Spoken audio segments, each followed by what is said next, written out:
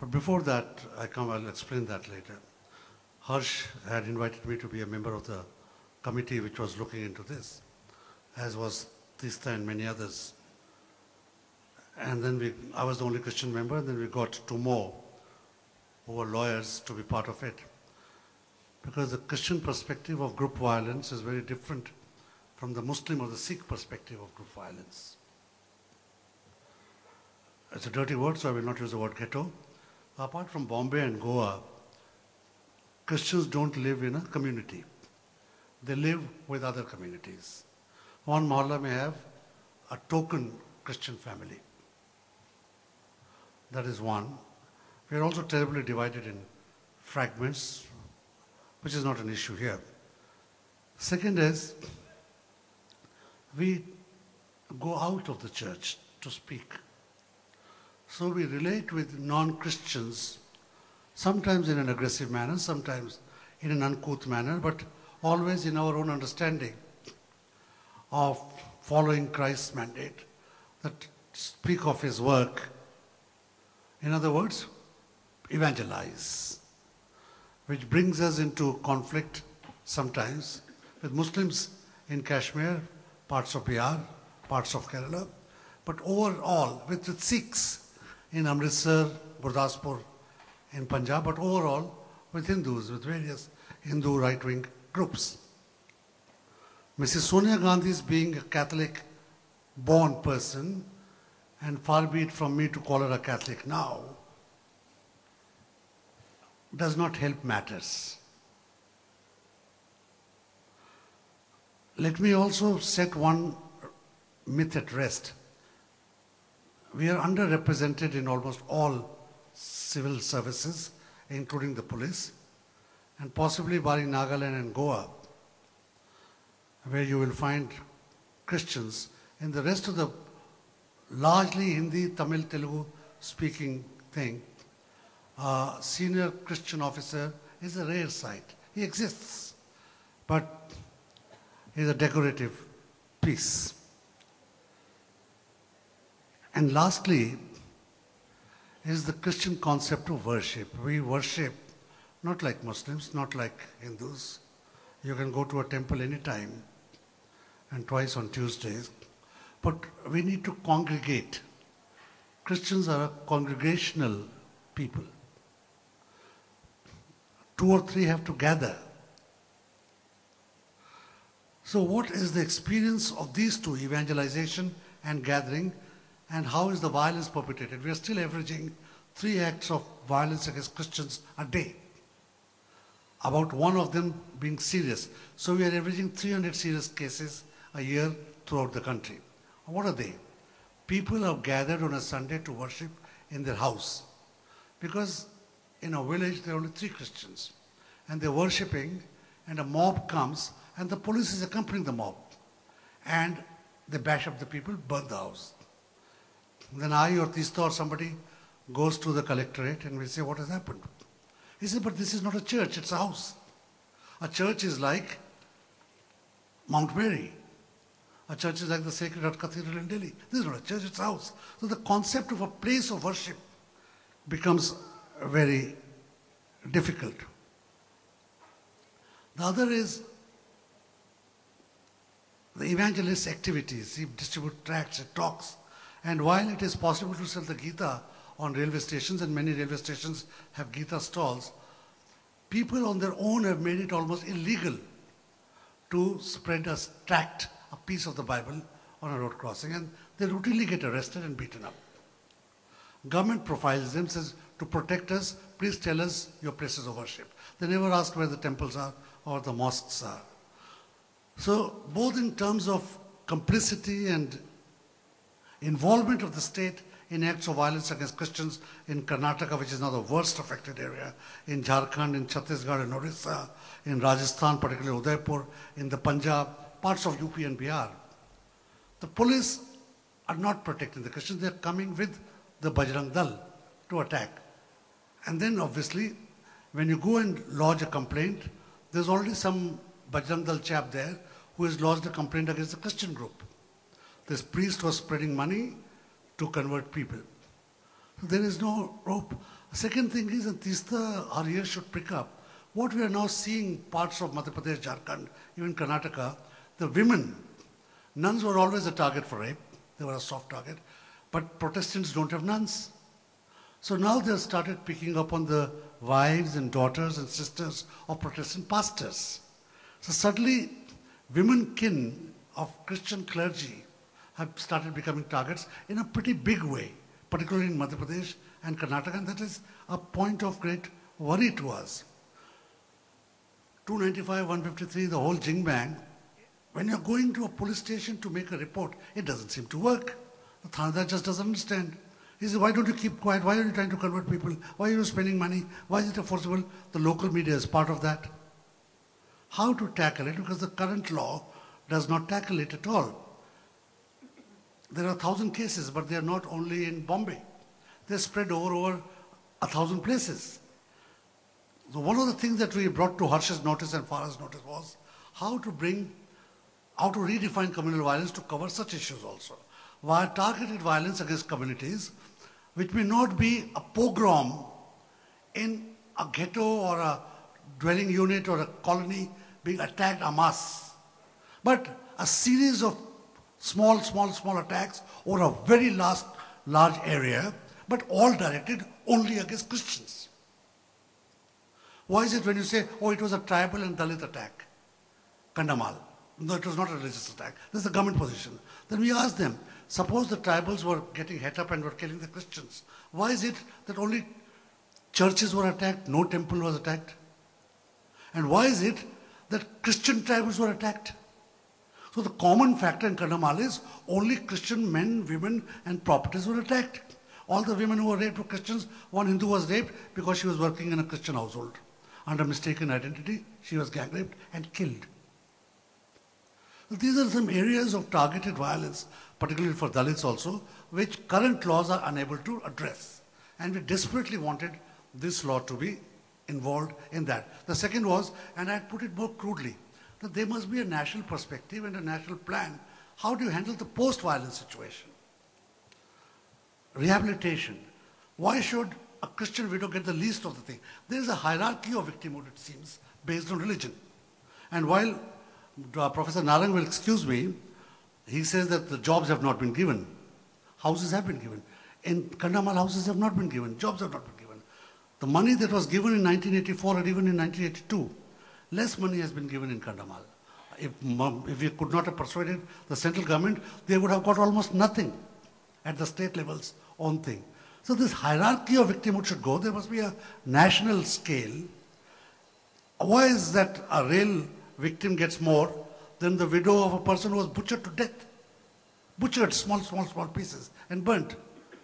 A road accident, this woman is now destitute. Her children are on the road. She has no house. She has got nothing. Whatever little money she got from the Prime Minister, vultures are eyeing that money. The rehabilitation needed a code. Lastly, of course, was violence may not be preventable, but government knows where it's going to be violence. The intelligence, that things are happening. Victims report. How to channelize the reports of the government could be cautionary, and how to make even a woman with a mobile 2 calls to some central agency to alert the whole administrative structure. These were some of the things that we wanted to put into the bill. Now, what happened to the bill? And I'm in the NIC. It came up before the NIC. The bill, by the way, is not a bill at the moment. It is a draft of a bill. It is with the government, but the law ministry has not cleared it. The home ministry has not cleared it, unless he corrects me. It has not gone to the cabinet. There is no cabinet note on it. So it is just conceived. And at the rate it is going, it will take 90 years. So it is not even a bill. It has not come up before the consideration. They wanted to test the waters. As it is, even when we were drafting, we were part of the hate mail. Sonia Gandhi's chamchas, in my case, Harsh Mantar's chamcha. Who is Sonia Gandhi's chamcha? So it makes me a double chamcha.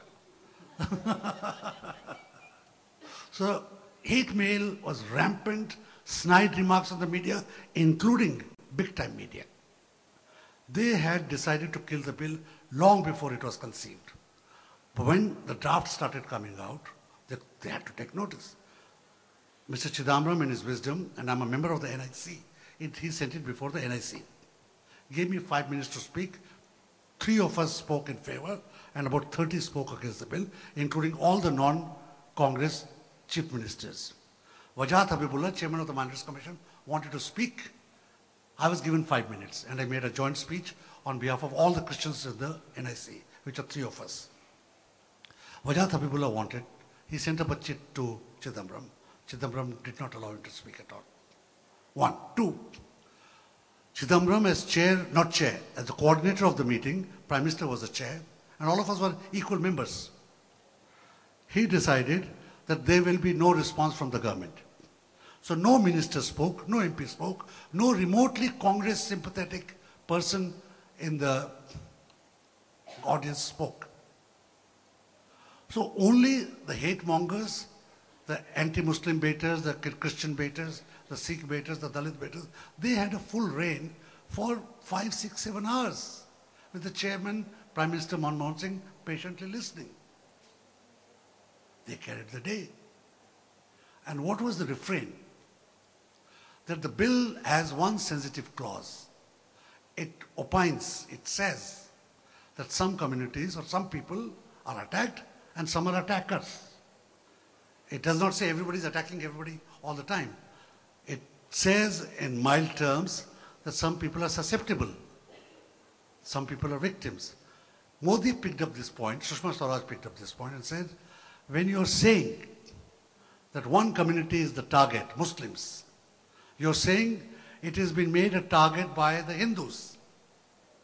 So therefore, a bill that is meant to defend the Muslims is by definition a bill that is meant to malign and stigmatize and persecute and prosecute only the Hindus. And they kept on saying, what happens if a Hindu is attacked by a Muslim? Will this bill cover? And we keep on saying that this bill does not cover normal crimes. The Indian Penal Code has enough passages to cover attempted murder, assault and battery, 307, all the jing-bang, including murder. Things which are not targeted. If a Hindu gets killed by a Muslim in a car crash or in a marketplace violence, it is a crime between 2 people.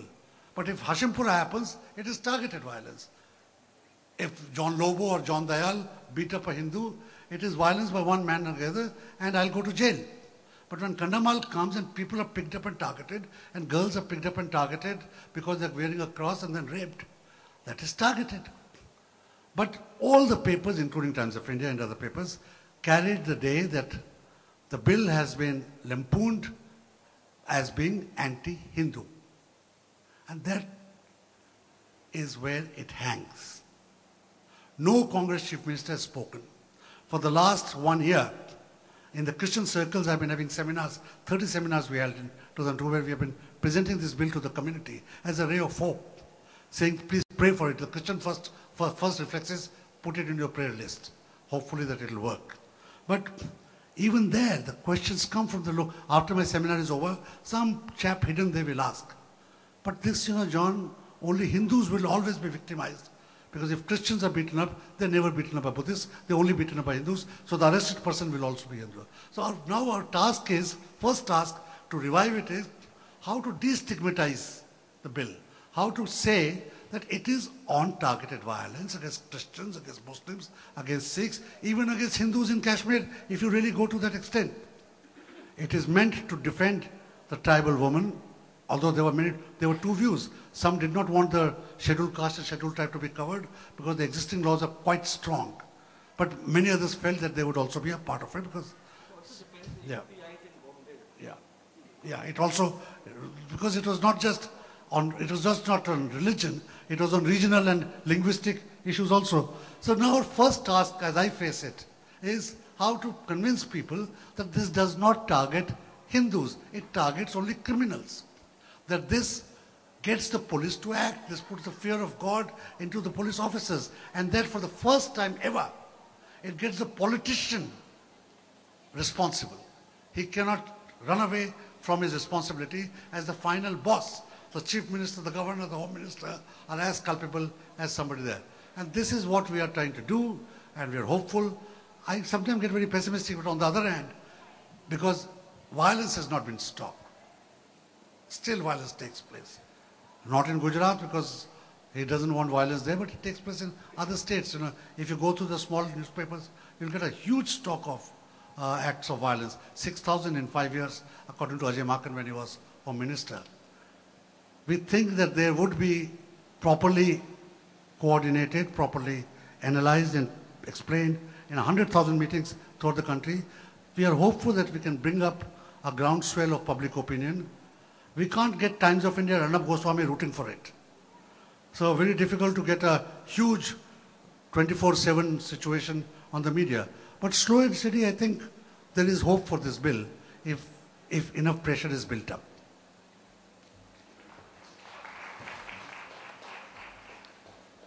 Thank you, John. You've told us why in the specific circumstances of the Christian community where it is not so much pogroms in the sense of a whole district or a whole basti, outside Kandhamal I guess you're talking about, but that this violence is kind of rampant. It happens all the time. And the existing laws are not enough to address it, and therefore the communal violence bill is also needed to address this kind of an issue. Two, you were telling us that it's not only in the back burner, it's kind of dead. The Congress party, which, I think it all began with the UPA making a promise in UPA 1, right? Where it began, and they came out with a bill that nobody wanted, and therefore it had to be withdrawn, and now they don't want to talk about it. So, to revive it, John says we need to destigmatize it first. Dr. Narang, you have yours, please.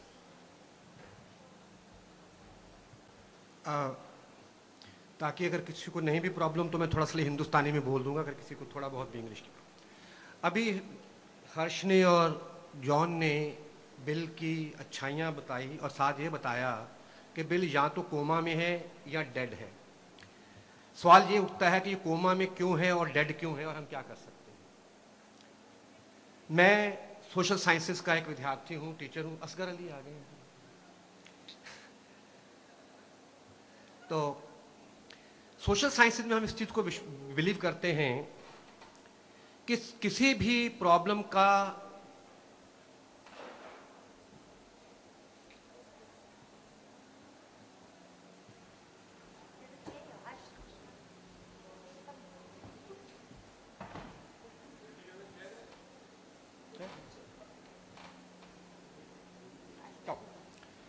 तो हम बात कर रहे थे कि ये जो bill है अभी कोमा में या डेड क्यों है और क्या हो सकता है। तो as a student of social science हम इस बात को मानते हैं कि किसी भी इस प्रॉब्लम का ना तो कोई दी रीजन होता है ना कोई दी सॉल्यूशन होता है।